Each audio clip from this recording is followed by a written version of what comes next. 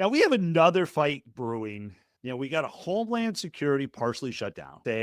TSA agents are quitting. White House has offered targeted oversight concessions like body cameras, ID requirements, more transparency to try to end this partial government shutdown. But at the same time, we got markwayne mullin is up for the new DHS secretary, and he's getting hammered. Republican Rand Paul called him unfit, raising questions about his temperament and readiness. I guess my question to you, Matt, is can a former cage fighter with anger issues turn around a federal agency that is spiraling into chaos? Gee, counsel, I feel like that's a leading question.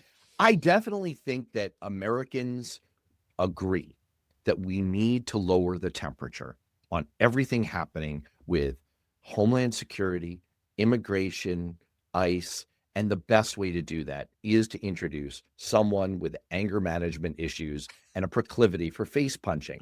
This is a guy who, in a Senate hearing, offered a fist fight to a witness like, hey, bro, you want to go? That seems healthy.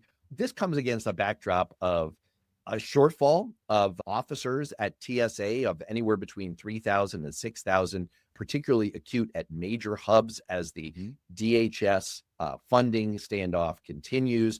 Wait times at airports are beginning to exceed 2 hours at major airports against a target for TSA of about 30 minutes, which, by the way, is pretty freaking high. That's not awesome. Their attrition rates are historically 15 to 20% annually. So we are going to soon set off a spiral that we can't control, and that's going to take another bite out of our lifestyle and the American economy.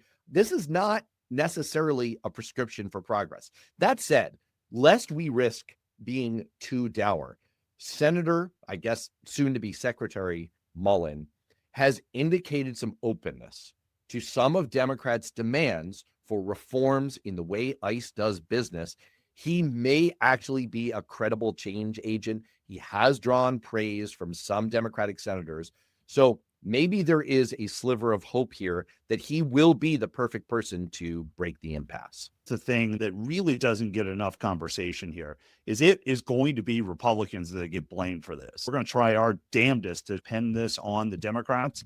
But the reality is everybody knows Trump's in charge. And if there is one good news about Mullin going into Homeland Security, it gets him out of the Senate. So maybe we actually get a real reasonable United States senator who is willing to get things done. Oh my gosh, I didn't know this was a comedy show.